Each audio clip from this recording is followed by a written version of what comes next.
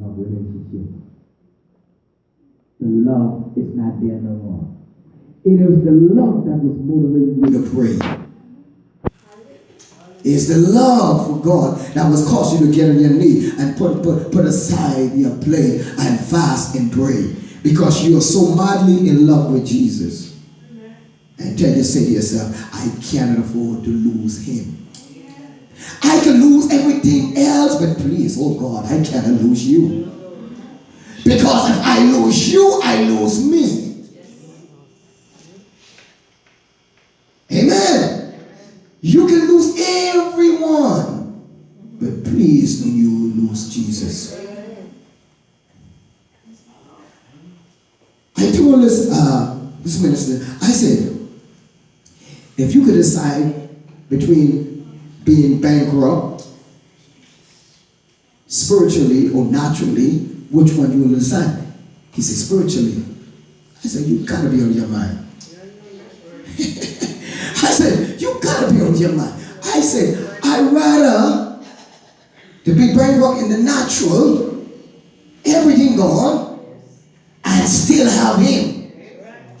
Because I can get those things back again. Because I have the source that bring them the first time. See, you see what I'm saying? Amen. Amen. So you can't lose the source. You lose the source, then you're in problem. God is the one that bless you. It doesn't matter who you use, but the blessing comes from him. Amen. Let's go to Matthew chapter 17 and verse 20. Matthew 17 and verse 20.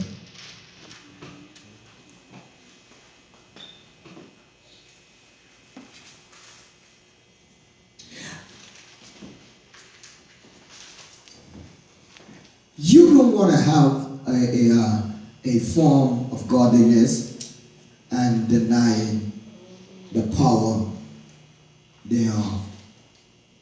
A form of godliness. It means it's an open show, but you're not grounded and rooted in what you say, especially when it really describes the word. So you can have an open show. You say things that contain in God in an open, but you're not there spiritually. You're not rooted and grounded spiritually. Amen. Sometimes you say things to get people attention. So, well, he's very knowledgeable, or she's very knowledgeable, but then he or she might not be deep enough. And if you're not rooted deep enough, there's a day of testing. There's a storm that every one of our faith is going to go through the storm. Every one of our faith are going through the storm. It's going through the storm. Read. So Jesus said to them, because of your unbelief, as assuredly I say to you, if you have faith as a mustard seed. You heard it? So this was in continuing what? Curing and casting a demon out of this young child. The man brought the child to Jesus' disciples, they could not cure him. And so the man brought it to Jesus, so Jesus rebuked the spirit. And then Jesus looked at them and then began to rebuke them. And now he telling them why they was not able to cast the demon out of this child. He's telling them, he says, why? Because of their unbelief. Because of their unbelief. That's one of the reasons. That is one of the reasons. That is not really the whole reason, but that's one of the reasons, because of unbelief. Unbelief, amen? Read. you have faith as a mustard seed, you will Now, he's saying now, if you have faith as small as the mustard seed. A mustard seed produce the biggest tree. Smaller seed produce the biggest tree. So Jesus says now, if you have faith as a mustard seed, you will say to this mountain. You will say, you have to say something. Faith without corresponding action is there. So you have to what? You have to speak it. You have to say something. You have to say something. You shall say unto what? This mountain. This mountain. You will speak to the mountain. That means the mountain should not speak to you. Most of you all allow the mountain to speak to you and not speaking to the mountain. The mountain speaking to you, but you're speaking to the mountain. This is what you say. Oh Lord, how I can get through this? Oh Lord, I just feel burning out. Oh Lord, I'm just tired of doing it. And God is saying, speak to the mountain. Don't speak to me. You remember Moses came to God and God said, Moses, speak to the children of Israel. Speak to them. Don't come to me, speak to them. Amen. We have to speak to the mountain. Lord, when you remove the mountain, God said, and I give you power to speak to the mountain. If you want the mountain move, you move it. The mountain is not going to move if you don't say anything. Most Christian is on a roller coaster. 1 minute they're in a spiritual high temporarily, and another minute they're low can get. And you wonder, do these people are really truly in touch with God? I understand that you missed the mark sometime. We all in here missed the mark sometime. But if you're truly in love with Jesus, there's no way you're going to drop poop.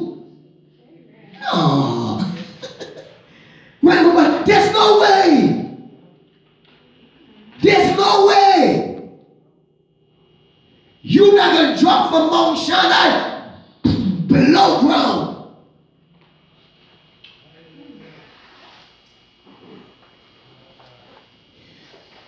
We must maintain the relationship that we have with God.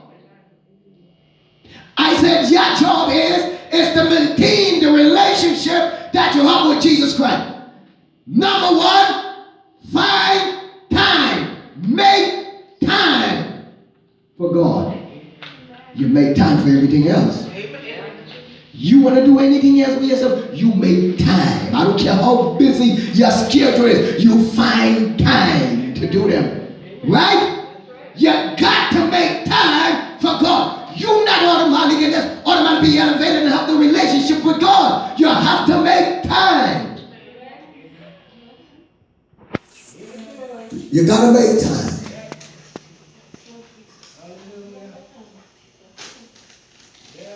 Making time for God. Making time for God. When you want to do something and your mom one thing to do. Sometimes our day busy every day. We like a bee. We busy moving. And at the end of the day we are tired, burned out. Can't even pray. Go to bed without praying. Lord, forgive us. Because we made time for everything else and we leave the lives. Jesus, the lives. Said, now God, I can pray before I get to bed. You know you ain't going to pray. You're tired. The minute you hit the bed, the devil said, this is what I want them. I don't want to pray. Just keep on being active, doing what they want to do. But as long as they're not focused on doing what God wants them to do, then they're going to always find themselves out of his will. This is why I say a love relationship. Because a love relationship will make time for one another. A love relationship will make time for one another. If you're not in love with God, there's no way you will make time with God. So most people say, well,